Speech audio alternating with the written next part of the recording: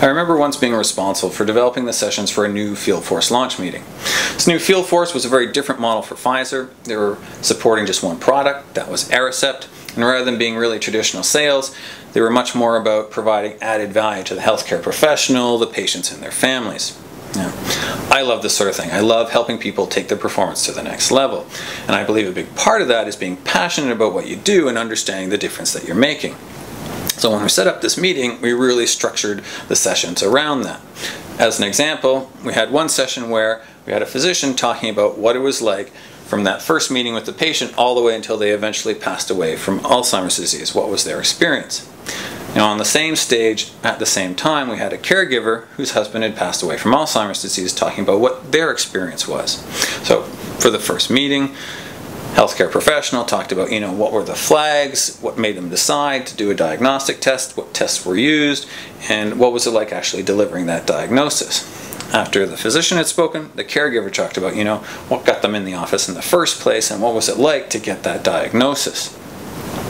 And for each stage in the progression of this terrible disease, the physician and the caregiver talked about their experiences and gave their perspectives.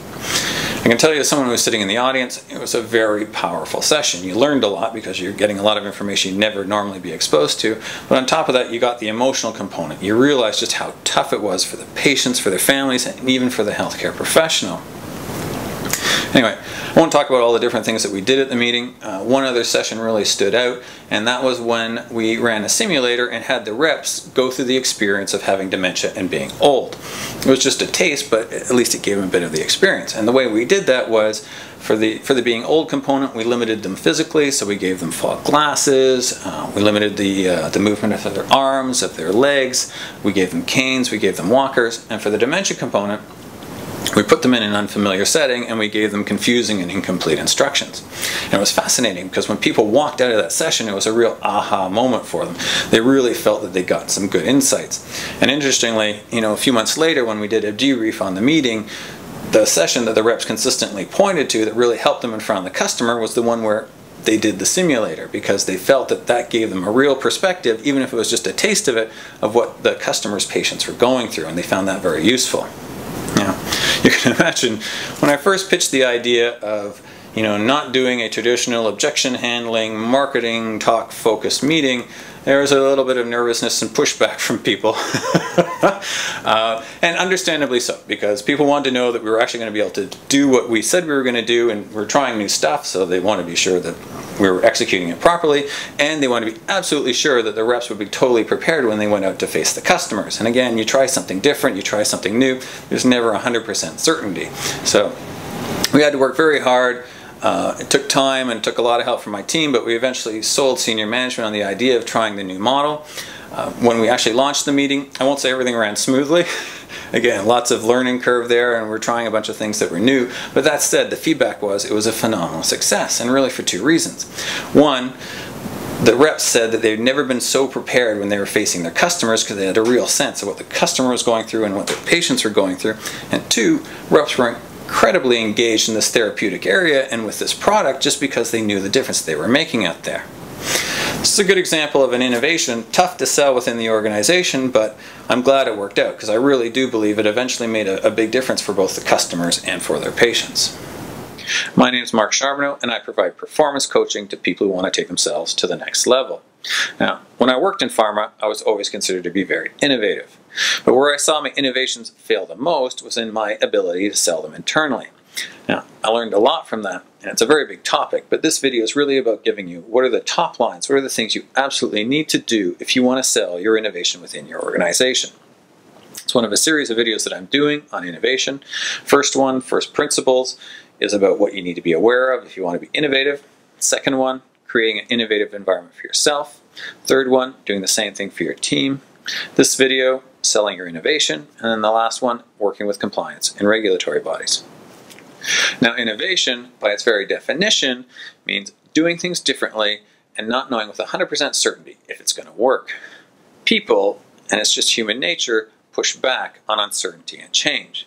Now you add in the very conservative culture that exists in pharma, and you have a really tough environment to sell an innovation. That's okay, because we want to be absolutely sure that anything we do is in the best interest of the patient. That's why we have the heavy compliance environment. Now, again, these are very top lines, but in my experience, there's 3 things you absolutely need to do if you want to sell your innovation within your organization. Now, first and most importantly, you need as much as you can to involve and engage your team in the development and the launch of your innovation. If people work on and are involved in the launch of an innovation, they'll get a sense of ownership and they'll support the idea to their managers. That's priceless later when you need senior management support and approval. Similarly, people are working on your innovation, they'll be listening for and more aware of any issues or concerns from other people around your innovation. They can flag these to you, and it gives you the chance to address these proactively and avoid a crisis later. The second thing that you really need to do is you need to try and get senior management's approval as early as possible in the process. Be careful when you do this, don't bypass the members of your team. Just try and get senior managers on board earlier rather than later, and use your colleagues to help you. It's really important to understand the perspectives and the priorities of senior management when you're developing your innovation. If you don't figure that out early in the game, chances are good you're going to have to make changes, and that means a lot of wasted time and effort. Lastly, never stop selling your innovation. As I learned the hard way, you can never take for granted the approval of an out-of-the-box or innovative idea, even after it's launched. Do progress reports, follow-up meetings, coffees, whatever it takes. Just make sure people are well informed about your innovation and of its value. In summary, if you want to sell your innovation within your organization, make sure that you engage and involve your team as much as possible in the development process. Try and get senior management's buy-in and approval as early as possible in that process, and never stop selling your innovation, even after it's launched. Hope this gives you some practical, actionable things that you can use when you're selling your innovation within your organization. If you want more in-depth information on the topic, don't hesitate to contact me at marc@solutionsmrc.com. Now, next video in the series is on dealing with compliance and regulatory bodies. So if you want to make sure you get that, just push the subscribe button. Sorry, I always have problems with subscribe.